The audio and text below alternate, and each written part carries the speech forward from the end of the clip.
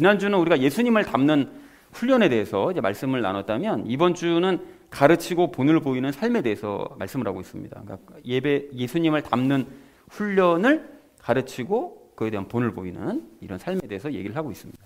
자, 그래서 전체 주제를 이렇게 잡았는데요. 가르치면서 본을 보이자라는 이제 주제로 각절 말씀 나누도록 하겠습니다. 먼저 10절 말씀 우리 함께 읽도록 하겠습니다. 이런 까닭에 우리가 수고하고 치욕을 당하나니 이는 우리가 살아계신 하나님을 신뢰하기 때문이라. 그분은 모든 사람의 구원자시요 특히 믿는 자들의 구원자시니라 라고 말씀하고 있습니다. 여기 이제 이런 까닭에라고 말씀을 하고 있는데 그럼 무슨 까닭을 얘기하고 있는 것이냐? 이게 지난주 8절 말씀을 이야기하고 있거든요. 지난주 8절이 무슨 것이었는가 하면 하나님의 성품을 담는 훈련을 하면 모든 일에 다 유익하고 현재와 다가올 생명의 약속이 보장된다. 그러니까 이런 가르침이요. 그러니까 결국은 예수님을 담는 훈련을 할 때 모든 일에 유익을 얻을 수 있고 현재는 예수님의 생명 누릴 수 있고 나중에는 예루살렘에서 영원한 생명 누릴 수 있다는 이런 것을 우리가 이 보장이 되는 까닭에 이거를 가르치고 있다는 거예요. 이거를. 자, 그래서 수고하고 치욕을 당한다고 얘기를 하는데 바울은 이런 것들을 가르치느라고 수고를 했고요. 동시에 치욕도 당했어요. 그러면 왜 치욕을 당했냐? 누구에게 치욕을 당한 것이냐? 이것에 대해서는 잠시 후 적용 시간에 말씀을 드리도록 하겠습니다. 자, 그리고 살아계신 하나님을 신뢰하기 때문이라고 얘기를 하는데 이제 그럼에도 불구하고 이렇게 치욕을 당함에도 불구하고 바울은 예수님을 닮는 훈련에 우리가 힘쓰고 또 그걸 열심히 가르치고 이런 일에 우리가 정말 열심을 낼 때 하나님께서 모든 일에 유익을 주시고 이 땅에서는 하나님의 생명을 누릴 수 있게 하시고 장래에는 영생을 선물로 주실 것을 신뢰를 하기 때문에 반드시 그렇게 하나님께서 해주실 것이다. 그리고 또 실제로 체험할 수 있다. 이것을 자기는 너무나 확실하게 신뢰를 하고 있기 때문에 수고를 마다하지 않고 치욕을 감내하면서 이 일을 열심히 가르치고 있는 것이다 라고 바울이 얘기했다는 것이 이제 10절의 그 의미가 되겠습니다. 자, 그리고 10절 이제 하반절 말씀을 보시면 모든 사람의 구원자시라고 얘기하잖아요. 이제 하나님이. 그래서 바울은 이제 하나님께서 어떤 하나님이시냐? 자신에게 치욕을 주는 그런 사람들조차도 구원하기 원하신다. 지난 2장 4절에서 우리가 나눴던 이야기가 그것이었잖아요. 하나님께서는 모든 사람을 구원하기 원하신다. 이렇게 말씀하시잖아요. 그러니까 이런 가르침을 무시하고 조롱하고 자기에게 치욕을 주는 이런 사람들조차도 하나님께서는 구원하기를 원하시고 특별히 바르게 믿는 사람들이요. 바른 믿음을 가진 사람들의 영과 혼을 구원하시기를 원하시는 그런 분이시기 때문에 자기는 더더욱 수고하고 치욕도 감내하면서 이 모든 일들을 행해 나가는 거다. 그러니까 하나님께서 원하시는데 나는 저런 사람들 싫어요. 나는 저 구원 안 받았으면 좋겠어. 이럴 수는 없잖아요. 그러니까 자기는 치욕을 감내하면서도 그런 사람들을 위해서 더 열심히 가르치고 있다라고 지금 얘기했다는 것이 10절의 의미가 되겠습니다. 자, 근데 10절을 정리하자면 이렇게 정리할 수 있겠는데요. 예수님을 닮는 훈련을 가르치느라고 지난 8절 말씀이요. 그걸 가르치느라 우리는 수고하고 치욕을 당하고 있지만 하나님을 신뢰하기 때문에 그리고 그 모든 수고를 감내하고 있다. 그리고 하나님은 모든 사람을 구원하기 원하시고 특히 바르게 믿는 사람들을 더 구원하기를 원하시는 분이시기 때문에 난 더더욱 수고를 감내하고 치욕을 감내하고 있다라고 얘기했다는 것이 10절의 의미가 되겠습니다.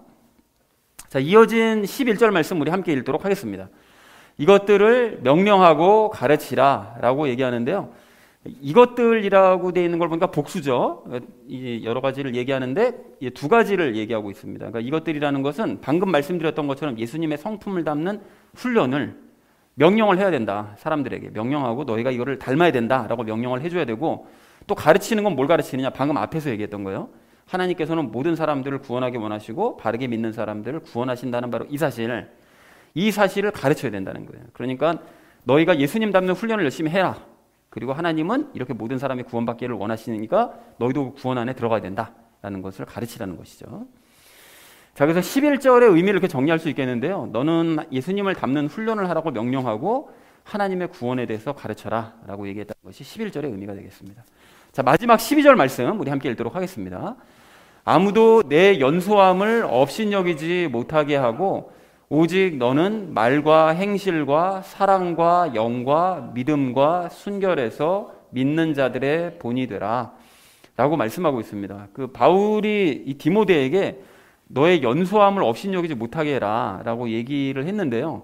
이건 이제 예수님의 성품을 닮으라고 디모데가 이제 명령하고 가르칠 거잖아요. 이제 바울의 명령에 따라서 가르치는데 사람들이 업신여길 수 있다는 거예요. 왜냐하면 나이가 어렸으니까 디모데가. 그래서 이제 바울이 이런 말을 한 이유는 디모데가 젊은 사역자이기 때문에 그렇습니다. 그래서 추정을 하기를 학자들이 한 30대였을 것이다라고 추정을 해요. 디모데가. 그러니까 좀 어리잖아요. 그러니까 그런 사람이 뭘 안다고 이렇게 가르치면 저게 뭘 안다고 저게 뭘 이게 가르칠까? 이렇게 이제 업신여길 수 있기 때문에 그렇게 되지 못하도록 이 밑에 있는 하반절 말씀처럼 네가 먼저 본이 되어야 된다는 거예요. 사람들에게. 그리고 이 바울이 이런 얘기를 특별히 할 수 있었던 것은 비록 육신의 나이는 연소하지만 영과 혼은 성숙할 수 있거든요. 그러니까 그 사람이 나이가 많다고 그래가지고 영과 혼이 성숙하는 건 아니기 때문에 육신의 나이가 연소해도 영과 혼이 성숙할 수 있으므로 그 성숙함을 보여주면 사람들이 나이가 어리다고 하더라도 육신의 나이가 어리다 할지라도 업신여기지 못할 거다. 그러니까 이제 이 얘기를 할 수 있었던 거죠. 그래서 너는 이 하반절에 있는 이 모습을 더욱 드러내기 위해서 힘써야 된다. 본이 되기 위해 힘써야 된다라고 얘기를 하는데요. 그 말과 행실과 사랑과 영과 믿음과 순교. 그럼 왜 하필이면 그 많은 그 본을 보여줄 수 있을 만한 것들 중에 왜 말과 행실과 사랑과 영과 믿음과 순교 하필이면 이걸 얘기했냐? 이게 왜 이걸 얘기했을까 의미가 있는데요. 이거에 대해서는 잠시 후에 적용 시간에 말씀을 드리도록 그렇게 하겠습니다. 자, 그래서 12절 전체 의미를 이렇게 정리할 수 있겠는데요. 아무도 너의 연소함을 업신여기지 못하게 하기 위해서 너는 말과 행실과 사랑과 영과 믿음과 순결에서 믿는 자들에게 본을 보이도록 하여라 라고 얘기했다는 것이 12절의 의미가 되겠습니다. 자, 그래서 오늘 말씀을 이렇게 정리해 볼 수가 있겠는데요. 예수님을 닮으라는 그런 가르침 때문에 우리는 수고하고 치욕도 당하고 있지만 하나님을 신뢰하기 때문에 그 모든 수고를 감내를 하고 있다. 하나님은 모든 자를 구원하기 원하시고 특히 바르게 믿는 자들을 구원하시기 때문에 나는 더욱 수고를 감내하고 있는데 너는 이것들을 명령하고 가르쳐라. 예수님 닮는 것을 명령하고 그리고 하나님이 이런 분이라는 걸 가르쳐야 된다. 그런데 그렇게 가르칠 때 사람들이 너의 이제 연소함을 업신여길 수 있는데 그렇게 업신여기지 못하도록 여러 가지 면에서 아까 전에 말씀드렸던 그런 믿는 자들에게 이제 본이 되어야 된다는 것이 이제 오늘의 의미가 되겠습니다. 자, 그래서 오늘 우리는 이 적용 시간에 오늘도 이제 세 가지 이야기 나눌 건데요. 첫 번째는 수고와 치욕을 감내하는 것에 대해서 이야기 나누고요. 우리 두 번째는 명령하고 가르치는 것에 대해서 이야기를 나누고 마지막에는 성숙하고 본을 보이는 삶에 대해서 함께 말씀을 나누도록 하겠습니다. 자, 그래서 오늘 이야기의 결론이요. 가르치면서 본을 보이자라는 이 말씀을 이제 주제로 나머지 이야기는 삶에 적용하면서 함께 말씀 나누도록 하겠습니다.